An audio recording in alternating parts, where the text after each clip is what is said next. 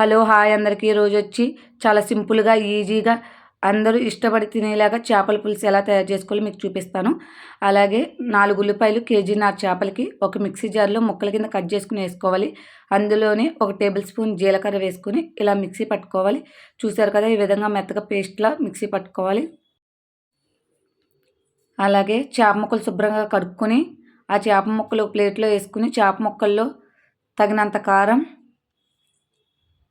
అలాగే కొద్దిగా పసుపు,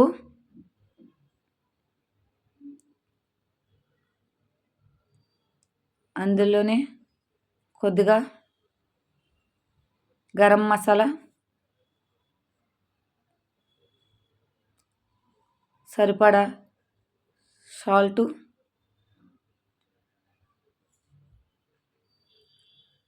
మీకు సరిపోయినంత వేసుకోండి చేపలకి సాల్టు. అందులోనే కొద్దిగా అల్లం వెల్లుల్లి పేస్టు,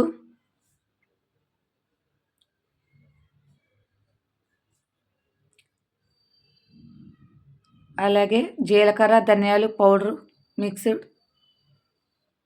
వేసుకుని ఇవన్నీ కొద్దిగా కలుపుకుని ఇందులోనే కొంచెం ఆయిల్ వేసుకుని ఇవంతా బాగా మిక్స్ అయ్యేంత వరకు బాగా కలుపుకోవాలి. చూసారు కదా, ఈ విధంగా బాగా మిక్స్ అయ్యేంత వరకు కలుపుకోవాలి. తర్వాత ప్యాన్ పెట్టుకొని అందులో ఆయిల్ పోసుకోవాలి.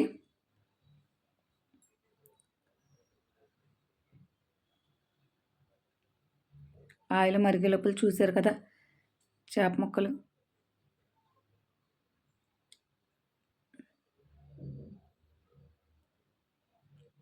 మసాలా మొత్తం పట్టేలా ఉన్నాయో.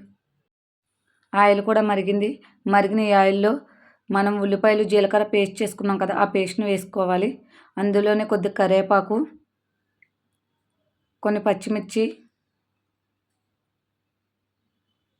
తగినంత పసుపు,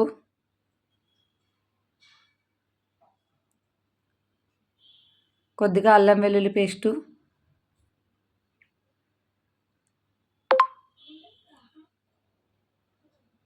అల్లం వెల్లుల్లి పేస్ట్ కూడా వేసుకుని బాగా మిక్స్ చేసుకోవాలి.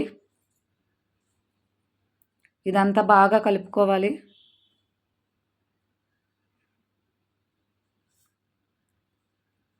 చూసారు కదా, ఈ విధంగా మొత్తం మిక్స్ చేసుకోండి.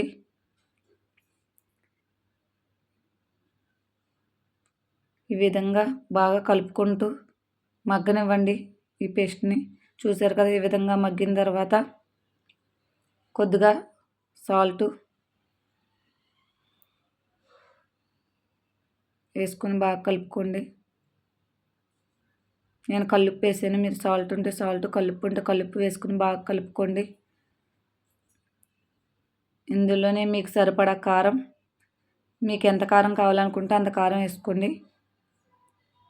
నేనైతే 3 టేబుల్ స్పూన్స్ కారం వేసాను. ఆల్రెడీ ఫిష్ ముక్కల్లో కూడా కారం కలిపి పెట్టాను కాబట్టి. చూసారు కదా, ఇవంతా బాగా కలుపుకోవాలి. ఇందులోనే కొద్దిగా గరం మసాలా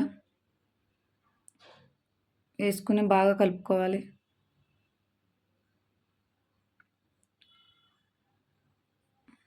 చూసారు కదా, ఈ విధంగా బాగా మగ్గనివ్వండి. మొత్తం గుజ్జంతా బాగా మగ్గితే సువాసన వస్తుంది. ఇందులోనే చింతపండు పులుసు వేసుకోవాలి. చేప ముక్కలు అప్పుడే వేయొద్దు. ఇందులోనే చింతపండు పులుసు అలాగే కొద్దిగా వాటర్ వేసుకుని బాగా మిక్స్ చేసుకోవాలి. చూసారు కదా, ఈ విధంగా బాగా మిక్స్ చేసుకోండి. కరివేపాకు పచ్చిమిర్చి పైకి బాగా తేలి ఎలా కనిపిస్తుందో చూసారు కదా. ఇందులోనే మొత్తం చేప ముక్కలు ఒక్కొక్కటిగా మొత్తం అన్నీ ఈ పులుసులో వేసేయండి, చింతపండు పులుసులో. చూసారు కదా, నేను ఇక్కడ వేస్తున్న విధంగా మొత్తం ముక్కలన్నీ ఈ పులుసులో వేసేయండి. నేను కేజీన్నర ఫిష్ తీసుకున్నాను. చేపల పులుసు మనం చేసుకునే విధంలో చేసుకుంటే కనుక చాలా చాలా టేస్టీగా ఉంటుంది చేపల పులుసు.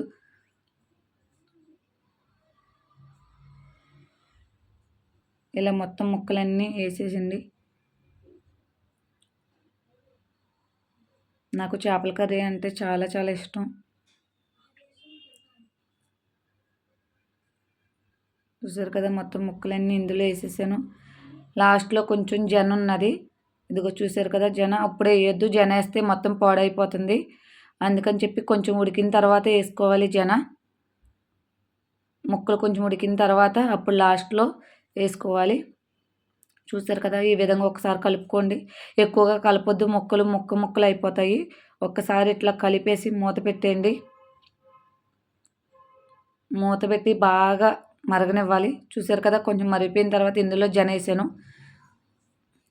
కొద్దిసేపటికి తర్వాత వేయండి. ముందే వేస్తే ముక్కల కింద మొత్తం విడిపోతుంది. చూసారు కదా ఎలా మరుగుతుందో మొత్తం పులుసు అంతా.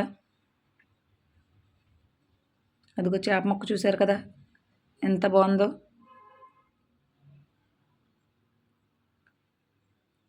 ఈ విధంగా చేపల పులుసు చేసుకుని తింటే అద్భుతంగా ఉంటుంది. చాలా చాలా టేస్టీగా ఉంటుంది. చూసారు కదా ముక్కలతో పాటు పులుసు అంతా ఎలా అయిందో.